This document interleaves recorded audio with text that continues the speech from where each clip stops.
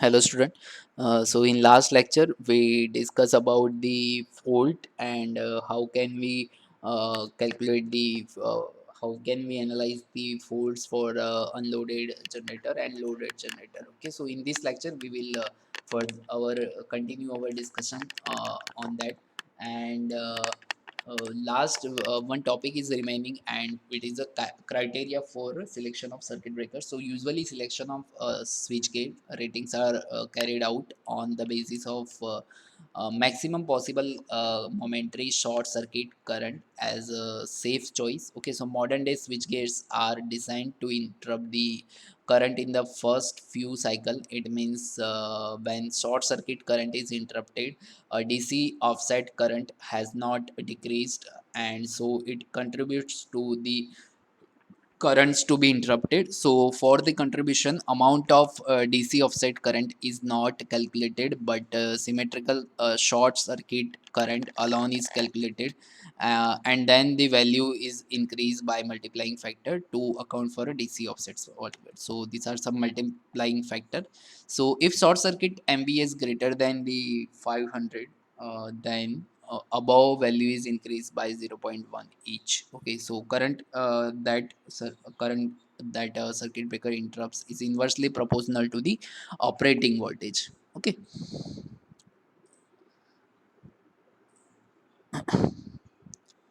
so no matter how voltage is low, rated interrupting current should not exceed the rated maximum interrupting current, or over this range of voltage, product of operating voltage and interrupting current is constant. So amperes at operating voltage is equal to ampere at rated voltage into the rated voltage by divided by operating voltage. So rated interrupting MVA is the under root 3 and V line rated and line rated. So short circuit MVA is equal to under root 3 pre-fault line voltage in kV and short circuit current in kiloampere. So for the selection of circuit breaker, a maximum possible short circuit MVA to be interrupted with respect to type of location of fault and generating capacity connected to the system is required to calculate. So a three-phase fault, very rare, is generally the one that has the highest short circuit MVA, and the circuit breaker must be capable to interrupt it. So we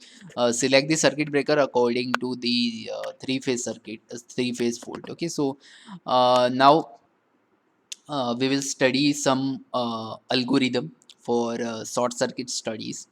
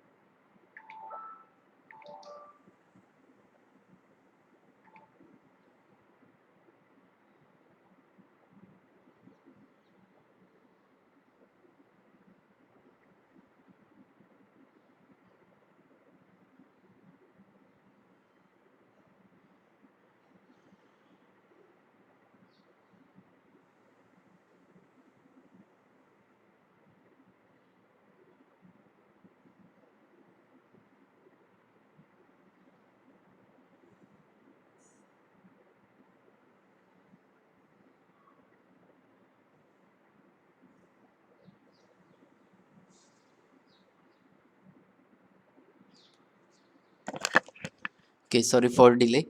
Algorithm for short circuit studies. It is always necessary to develop a systematic approach to carry out short circuit calculation of a large system. Consider a N bus system operating under a steady load, and it is required to first calculate pre-fault voltages at all buses and current through line, and rth bus gets faulty through the fault impedance ZF, and hence the voltage at the each bus is about to change. Okay, so this is some arrangement that we have a system which has a bus 1 2 and r and up to n. Okay, so we have a generators g1 g2 gr and gn. Okay, so this is some parameters that v naught bus is a pre-fault bus voltage vector, and vf bus is a post fault bus voltage vectors. Delta v is a change in the bus voltage vector due to the fault, and z bus is a bus impedance matrix of Thevenin's network. Okay, so jf is a bus current injector, and zf is a fault impedance vector. I naught bus is a pre-fault current in line vector, and if fault is a post-fault current in the line vector. So this is the actual circuit, or we can say that the equivalent circuit of the after the fault arise. Okay, so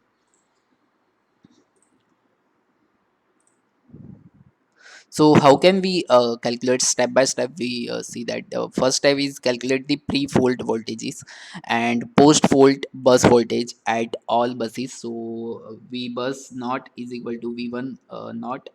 So this is the vector, and post-fault voltage VF is a pre-fault voltage plus delta V. Okay, so second step is draw Thevenin equivalent circuit, or we can say that the short circuit all the EMF sources and replace all reactance by their respective transient reactance or a subtransient reactance, and find out the Thevenin's equivalent circuit. Okay, so and then calculate the delta V. Delta V is calculated by using the Z bus into JF, sorry, IF. This is not a JF, IF current vector. So put the equation of Z bus. Z bus is a Z1, Z11, Z12. Okay, so all the impedance is this is a matrix of impedance, and then second is a vector matrix of the all the currents I1f, I2f, and up to INF. Okay, so we can calculate like this, and if we want to calculate delta here for any particular particular bus fault, then all the other currents are zero. Only that for that bus current which is a faulty is only present. So this is the equation of that. Okay, so combine both the delta V and delta VR. So calculate. Then step 4 is a calculate post fault voltage for rth bus. So VR F is equal to V naught R plus delta V naught R. Okay, so V naught R minus, we already have a V naught delta V VR. So put this into this equation. So after putting this, and we also have a VRF. So put it in this equation. So ZF into IF is equal to V naught into minus ZRR into IF. Okay, so make the okay, some calculation or make the some manipulation so that we can uh, take the main as a IF, then we get this equation. So step 5 is calculate the post fault voltage for any ith bus. So VIF is equal to VI naught plus VI delta V naught I. Okay, and delta V naught I is again minus Z IR into IF. So put this value and put the value of IF. So we will get this one. Okay,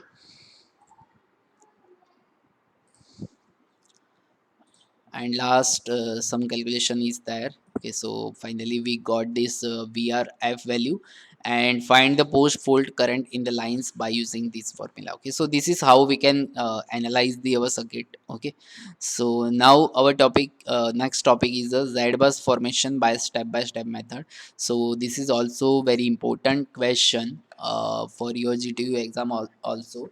So Z-bar formations is very important for the fault analysis. Okay, so it is the step-by-step modeling technique that proceeds branch by branch and it is more advantageous because any modification in network does not require complete reconstruction of ZBus. So any if we modify any network, or we can say that if any new generator or new transmission line or new any new component is added in the network, then it does not require that we have to reconstruct all ZBus completely. Okay, so by doing some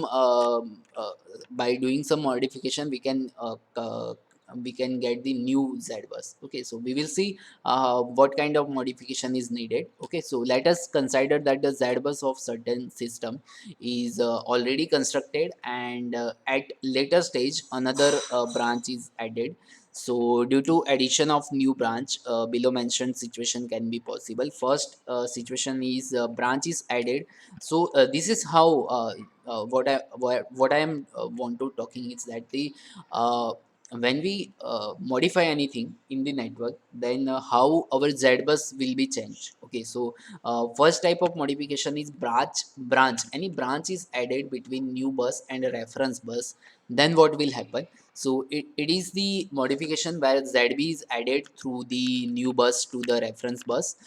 New branch is added and dimension of Z bus goes up by one, because we add one new branch. So uh, ZBus dimension is depend on the number of buses, sorry, number of branches. So our ZBus dimension will be goes up by one. Okay, so consider a passive ZBus network here.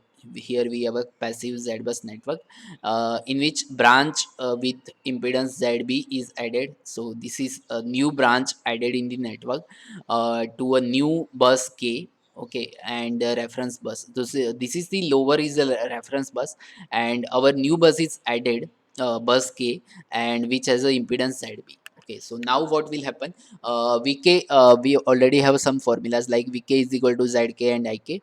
Vk I is equal to ik and is equal to 0, I is equal to 0, 1, 2, 3 up to n. Okay, so and zkk is the ZB. Okay, so our impedance of these zkk bus is the ZB, and zki and zik, why we put it 0? Because there is no connection with the I and j bus, with the k bus. Okay, so we put that the impedance between them is 0. Okay, so now what will be the z bus new? Okay, ZBus old is already there. Okay, so it doesn't change the values inside the ZBus old, but one new row and column is get added in the ZBus, and its values are 0 0. All the values are 0 0 0 0 0 0, but only one value is present, diagonal value ZB. Okay, so whenever we add a one branch between new bus and reference bus. Okay, so don't forget this. We add the branch between new bus and reference bus, not the old bus and reference bus, because it will be another case. Okay, so we will see what type of modification is needed when we add the any branch between the old bus and reference bus. Okay, so it is the modification where ZB is added from the new bus to old bus. A new branch is added and a dimension of ZBus goes by one. Okay, so this is the type 2 modification which for the I just say that if any branch is added between new bus and old bus, then what will happen? Okay, so this is the type 2 modification. Okay, so in type 2 modification, what will we see that what is the how we can form the ZBus new. Okay, so in next lecture we will see that what type of things are going to change when we add the any branch between the new and old bus. Okay, so up to now, if you have any kind of doubt, then comment it down, and you also have to comment your name and enrollment in the comment box, so it will be counted as your online attendance. Okay, thank you.